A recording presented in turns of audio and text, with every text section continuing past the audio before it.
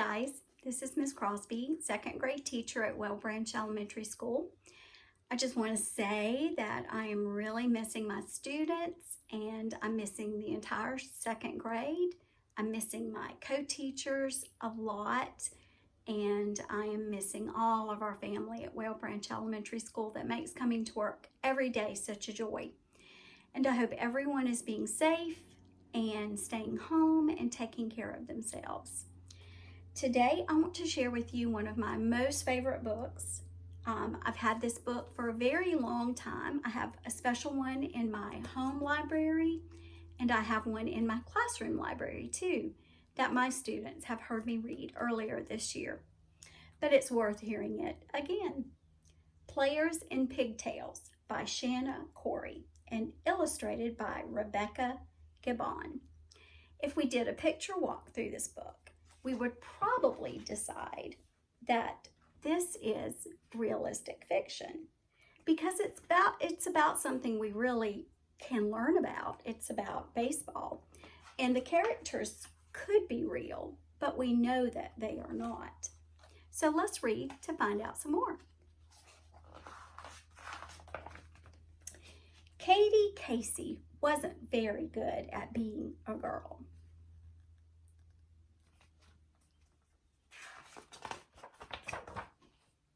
At least not the kind of girl everyone thought she should be.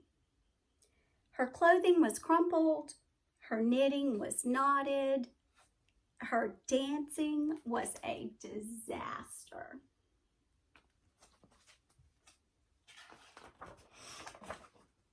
And no matter how hard she tried, her heart just was not in home ec. But there was one thing that Katie was good at: baseball. Katie could catch any ball with any mitt with her eyes closed. She could hit any ball with any bat with one hand behind her back. She preferred sliding to sewing and batting to baking and home runs to homecoming.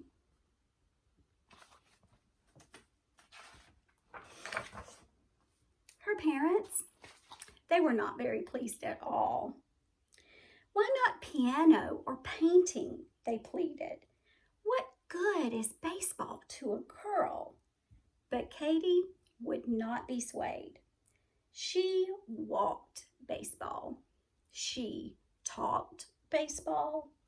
She even dreamed about baseball.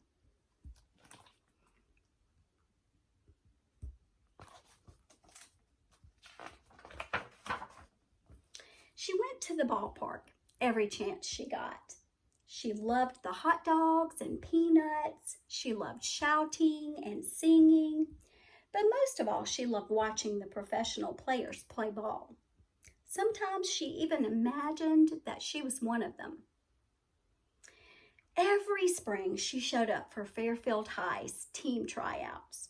And every spring, she was turned away without even getting a chance to try. Better stick to ballet, the boys said. What good is baseball to a girl? But baseball was starting to change.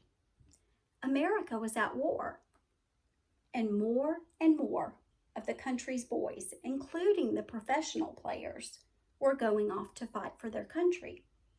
The fields were almost empty, and the fans were getting frantic. Even President Roosevelt was worried. What was a country without a national pastime?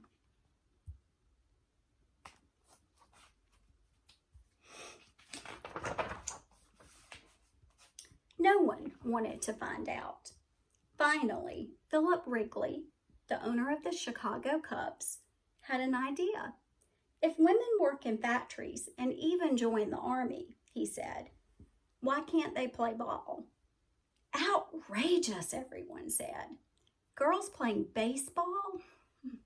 No one will want to see or pay to see girls play ball.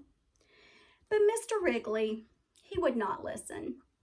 He sent out 30 scouts to find players for his league. the first and only girls' professional league. The Scouts searched high and low, near and far, and to be perfectly frank, they were flabbergasted by what they found.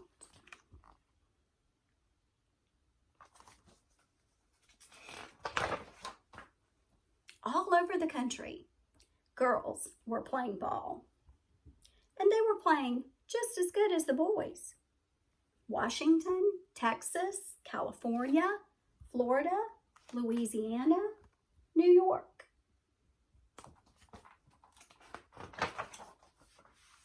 One of them was Katie Casey.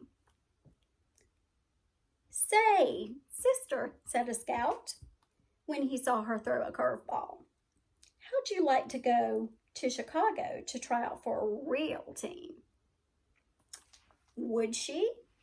Katie didn't have to think twice. She went straight home. She packed her bags, kissed her parents goodbye, and boarded the very next train.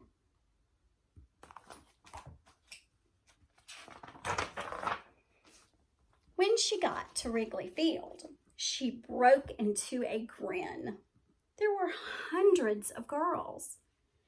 There were farm girls, city girls, tall girls, short girls, girls from far away, and girls from down the block. But no matter what they looked like or where they came from, they all had one thing in common. They all loved baseball. Katie had never felt so at home.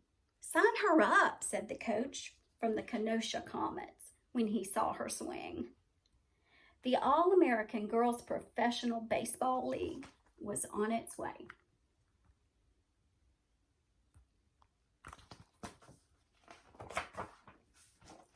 Everyone was curious about the strange happenings at Wrigley Field. "Unheard of," said one concerned citizen. "Girls don't like sports." "It's certainly not ladylike," agreed another. "What good is baseball to a girl?" blared the newspaper headlines. The league managers heard the talk, and their stomachs started to twitch. They knew the girls were ready to play ball, but maybe the country wasn't quite ready for the girls. I can't wait to find out what happens. The managers decided to launch an emergency campaign to show the country just how ladylike baseball could be. First, they designed special uniforms for the girls to wear. "Dresses?" said Katie. But she shrugged and she put one on. After all, at least she was going to be playing ball. Then the manager signed the teams up for charm school. "Pinkies out, girls." "Posture," cried the teacher. "Think swans." Finally, it was time for the big test. The girls were graceful, they were elegant, they were perfectly charming, and they were ready to play ball.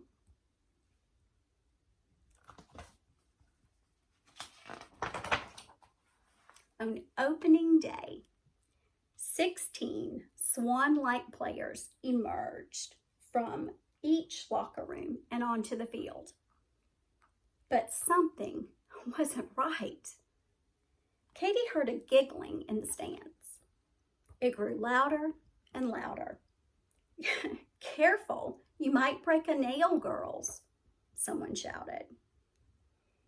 "Players in pigtails," cried the crowd. "Is this a ballpark or a ballroom?" Everyone laughed themselves silly until...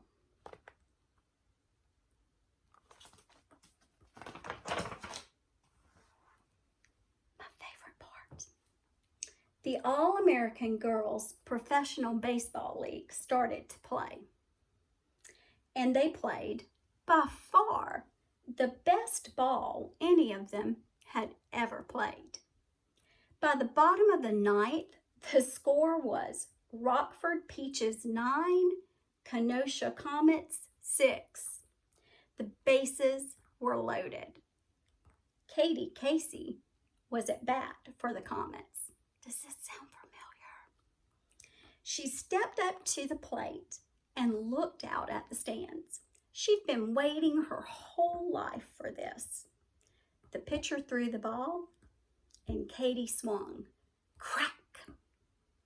The ball sailed up, up, up into the air, and Katie took off running. That word crack is called onomatopoeia. It's a grand slam home run, shouted the announcer. The crowd went wild, and Katie cheered right along with her team because for once, no one was asking what good baseball was to a girl. They were all too busy thinking about how good girls were for baseball.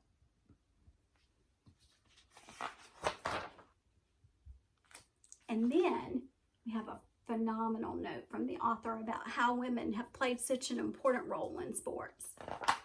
So I hope you enjoyed this book, and be sure to check it out. She has some other great books.